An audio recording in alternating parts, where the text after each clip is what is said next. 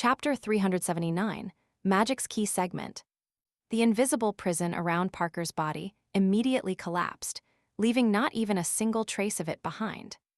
However, he didn't regain his mobility. Instead, he slumped to the ground, shivering continuously as if he was still frozen. This wasn't only an aftereffect of soul touch, but also the effect of Klein's direct attack on his soul. Parker, who was only a Sequence 8, was unable to recover in a short period of time. He couldn't even control his breathing and, as a result, inhaled large quantities of the biological poison, which was identical to the one in his body, once again. His weakened state caused the poison in his body to act faster. His eyes stared blankly as he instinctively changed direction. He saw Capim rolling on the ground and scratching his face and body constantly. He saw the thin strips of flesh hanging by the side of the wounds and the ghostly white color of his bones. Parker gasped and struggled to climb over. Capim, whose itch made him rip off the outer layer of his skin, suddenly discovered that Parker was crawling toward him with bloodshot eyes. He had a bad premonition, but he had no strength to dodge as he couldn't stop scratching. He didn't even have the ability to shout no, except for using a blood-curdling cry as a substitute. At this moment, Klein, who had dodged the imprisoned spell, shouted holy in Ancient Hermes. Then, he rubbed his fingers together and shot an air bullet through the dark golden sunbird brooch's coruscating glow. As soon as the air bullet was formed, it took on a holy luster and shot straight towards Harris's face. This was the holy oath provided by the sun brooch, and Klein had augmented the air bullet with holy damage. Harris had long since changed his position. He was abnormally agile, and unlike a mage, he was more like a pugilist expert. As he avoided Klein's air bullet, he motioned for Katie to lash her whip to hold Klein back. When Klein's attack was interrupted, Harris took an iron-black metal glove from a hidden pocket of his and tried to put it on his left hand. In his spirit-body state, Klein didn't need to look out from the corner of his eye to see what had just happened despite not facing Harris. He immediately flew up, avoiding Katie's lash. He flew over the chandelier and pounced towards Harris. When Harris saw this scene, he held the black metal glove and pointed diagonally upwards. Exile! Klein was suddenly hit by an overwhelming and invisible force. His entire spirit body was blown away by the wind and hit the wall conjured by confinement, but didn't penetrate through it and escape. Seizing this opportunity, Harris put on the iron-black metal glove. In the blink of an eye, he seemed to grow a bit taller. His authority was uplifted like he was a figure that could determine the life and death of others. The moment Klein was released from the exile state, he felt an inexplicable sense of horror.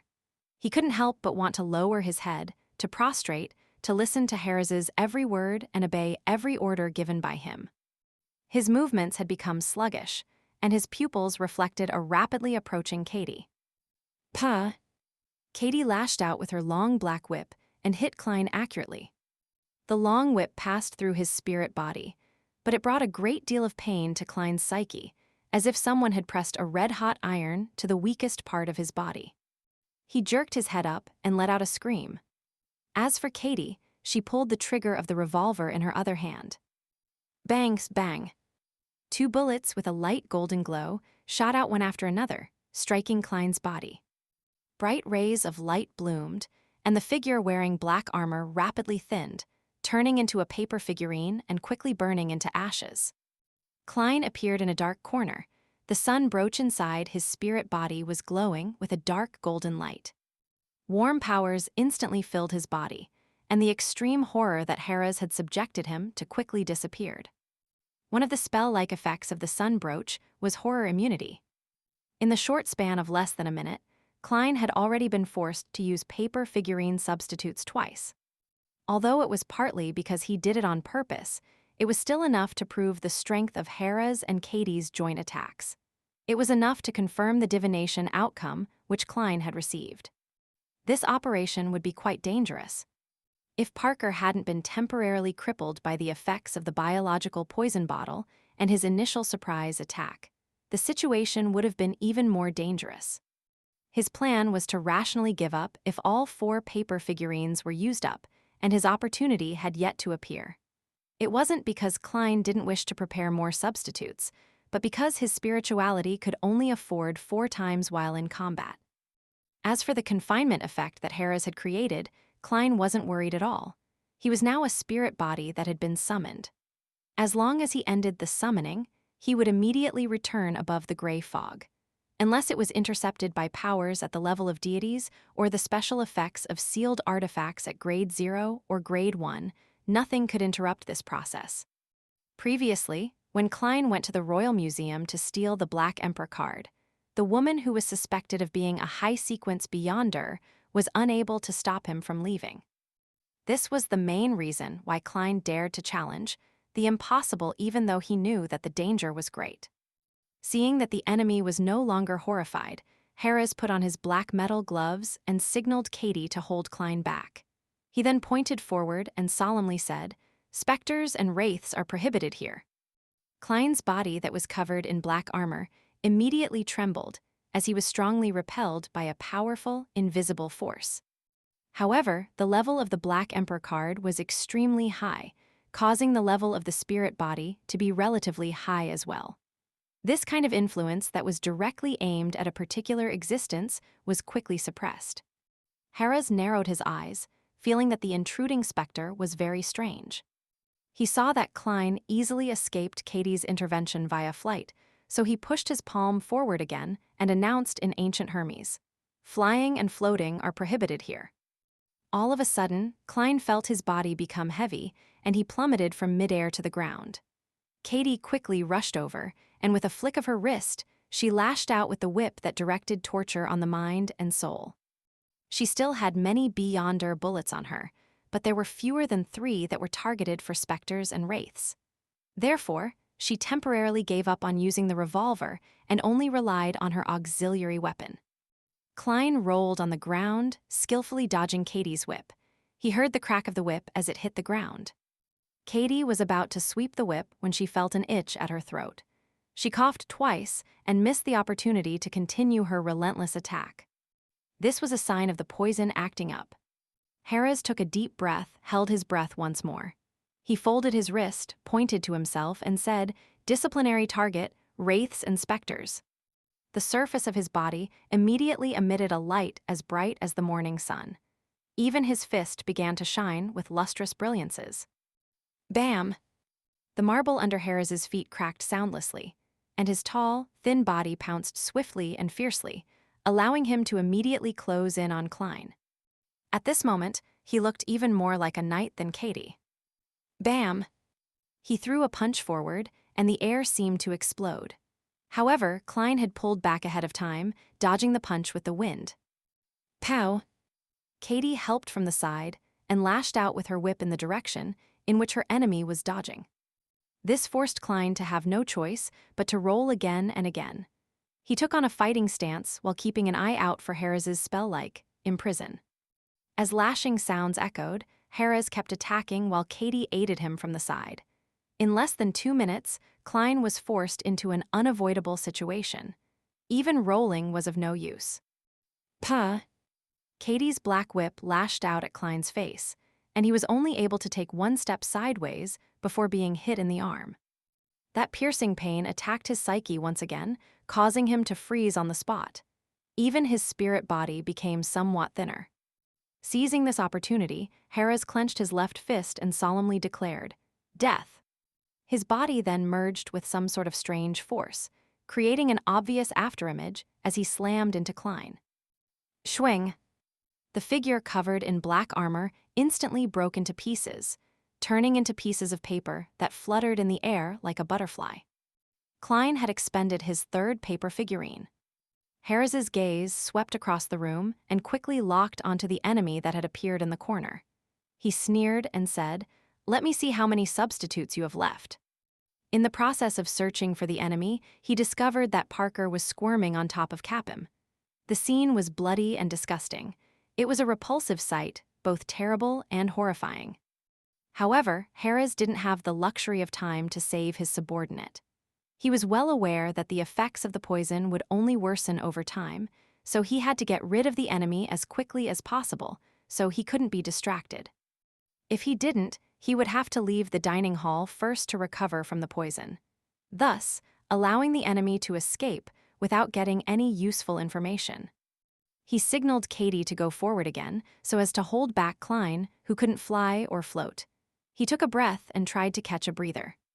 There's a strange smell in the air. This is probably a result of the increasing toxicity of the poison. This thought flashed through Harris's mind, but he didn't think too much about it. He raised his left hand and solemnly declared, "The illegal intrusion of another's house is a crime." An illegal intrusion. While repeating the statement for a second time, Harris found it hard to breathe again.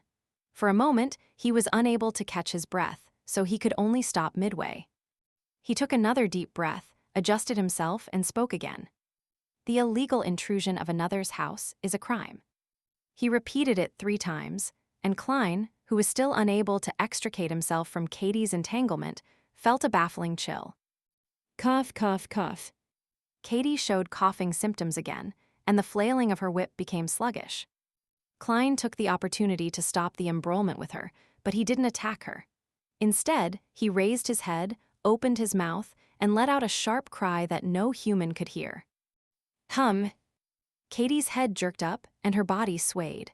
She felt like the ground was bobbing up and down. Harris only felt a slight dizziness before returning to normal. He looked at Klein coldly and said in a majestic voice, "The guilty should be restricted."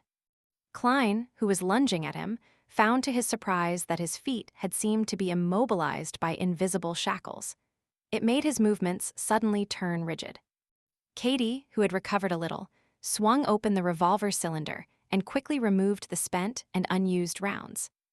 Then she took out a quick reloading device and stuffed 6 rounds of ammunition, including her remaining purifying bullets, into the cylinder. Harris clenched his left fist and prepared for an attack. He wanted to chain his attack with Katie's shooting, in a bid to completely finish the enemy or to expend his substitutes. At this moment, the black-armored Klein smiled. It was because the opportunity he had been waiting for had come. He knew that it would take time for the biological poison bottle to show any significant effects, and once Beyonders sensed that something was wrong, they would act accordingly, either to find the hidden enemy or to escape the toxic environment. It would be difficult to seriously damage them or even finish them. Therefore, he had 2 other reasons for using the biological poison bottle. The first reason was to weaken the enemy. The second reason was to mask some smells so that Harris and the others would attribute all the abnormal smells they detected to the poison in the air. It made them focus all their attention on this aspect. This was the most important segment of a magic show, and also the key to success or failure. That abnormal smell was the smell of gas. The reason why Klein let the gas lamp and the fire in the fireplace suddenly brighten and extinguish wasn't solely to affect Harris and company's vision. It was mainly to attract their attention so that he could destroy a few hidden gas pipes. In the beginning, he had intentionally put himself in danger in order to trick Katie into firing a bullet meant for wraiths and specters, so that she would no longer blindly fire at him and not trigger a corresponding explosion. He kept entangling himself with her and hadn't made any other attempts solely because he was waiting for the air to be filled with gas. Therefore, he kept holding back from using flaming jump or flame controlling. As for Harris's actions of using confinement on the room, he had expected it, but he didn't expect it to be this successful. Therefore, before he entered the dining room, he had kindly inspected the doors and windows to see if they were airtight. He had destroyed the hidden gas pipes in the hall, causing the area, both inside and outside, to become a huge bomb. Even without confinement, it would ultimately not affect anything. As a specter, Klein was undoubtedly unafraid of explosions. Lower-level ghosts might be annihilated by fire, but specters would at most suffer some damage. This was why Klein had to buy extra purifying bullets and the sun brooch despite the fact that he had flame controlling. When he saw that Katie had raised her revolver and was about to shoot, and that Harris was about to pronounce death on him, Klein smiled and snapped his fingers. Harris suddenly felt a dangerous foreboding. However, at this moment, he saw that a flame had already lit up in the fireplace to his side, instantly igniting the surrounding air. Boom! With a loud boom, Harris's vision was instantly filled with an inferno that filled the room. It was as if he was watching a grand display of fireworks.